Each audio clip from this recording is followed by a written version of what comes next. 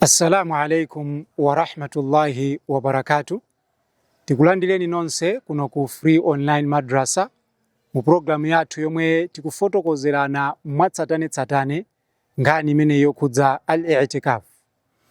Mu episode yapita ija mukumbukire kuti tidafotokoza zoti nayenso mkazi aliwololedwa kupanga i'tikafu ndipo malo wake ndi mu mzikiti. Koma pamene patichenjezane, maulama akutsindika kuti mkaziyu abwere ku mzikitiko ngati sipakhala fitina ina iliyonse.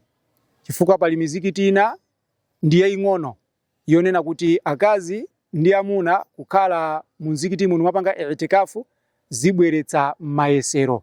Pachifukwa icho adatsinika maulama kuti mkazi ngati angabwere mu mzikiti kudzapanga i'tikafu ndipo zipereka fitina kwa amuna, zabwino zake iyeyo asapange nawo i'tikafu. Choncho ino akazi amene mufuna kupanga i'tikafu muonetsetse kuti mzikiti wanuwo ndi wokwanira bwino, ndi wotambalala bwino, ndi waukulu bwino, onena kuti ino mukakhala kumeneko zonse zoyenereka kuti kumeneko mpangireko i'tikafu zikhalepo. Kusakale zinthu zachisawawa zoti pomatha i'tikafu papezeke kuti pakumveka mbiri zonyasa chifukwa chonena kuti simudathe kupirira ku fitina. Popitiriza pamenepa timafuna tione kuti kodi ndi zinthu ziti zimene wochita i'tikafu sakuyeneka kupanga mu nthawi imene akupanga i'tikafu. Chinthu choyamba ndi chimene chidatchuka kwambiri pakati pathu, chimene anthu ena ake chifukwa choti sadafune kutsatira ndondomeko ya mtumiki wa Allah sallallahu alaihi wasallama, komabe ali ndi mtima woti apange mbindikiro.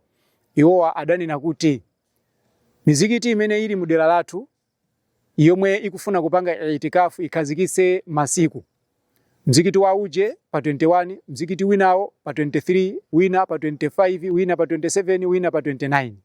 Choncho tidziyamba mzikiti wa uje pa 21 tikachezera pamenepo, tibwerera makwathu tikapuma, then pa 23 tidzapita mzikiti wa uje. Choncho mpaka nakumaliza mizikiti yonseyo. Imene isi i'tikafu, ndipo izizi mtumiki wa Allah sallallahu alaihi wasallam sadaphunzitse. Choncho amene angachite izizi choyamba adziwe kuti sadapange i'tikafu. Chachiwiri, iyeyu wapanga bid'a, wapanga ntchito imene ili yosembana ndi Chisilamu chifukwa akuyesa ngati kuti imene ndi ibada pamene sali ibada. Taonani kumeneko kumakhala maulaliki usiku wonse. Mtumiki sadapange zimenezo. Nkukhala so kuti iyeyo adali wozindikira kwambiri samawalalikira maswahaba ake usiku. Iyeyo amakhala kuti akupanga ibada yayeka mpaka nakufikira pamene amakwaniritsirapo. Iyeyo ndithu samawaitana maswahaba kuti tabwera napa ndikumawalalikira, zimenezo mtumiki sadapange. Choncho aliyense amene anganene kuti ndikachezere ku mzikiti wa uje kumeneko kukuchitika i'tikafu adziwe kuti amene akunama sakupanga i'tikafu. Kumeneko mwina akupitira kudya ndi kumwati. Chinthu chachiwiri ndichonena kuti yemwe akupanga i'tikafu waletsedwa kutuluka mu mzikiti ndi kupita mwachitsanzo kukapanga business masana, ngakhale so usiku kumene. Komanso waletsedwa iyeyu kutuluka ndi kupita ku ntchito. Alipo ena amene amabwera mu mzikiti madzulo kenako mamawa ndi kusamba ndi mapita ku ntchito. Imene si i'tikafu, ndiyoti munthu amakhala waononga i'tikafu yake pamene. Komanso pali ena amene amatha kutuluka ndi kupita ku chipatala kumakaona odwala. Akuti ali mu i'tikafu, mamawa kunyamuka kukaona odwala, azindikire kuti iwowa pamene papa asembana ndi malamulo a i'tikafu. Choncho i'tikafu yawo yaonongeka. Kungotuluka iweyo mu mzikiti ndi kupita kukaona odwala, kaya kudwala ndi mayi yako, kaya ndi bambo wako, kaya ndi mwana wako, kaya ndi mkazi wako, kapena wina aliyense kuchokera mu gulu la Islamu, iwe kukamuona amene i'tikafu yako yaonongeka. Komanso suli wololedwa iweyo kupita ku maliro.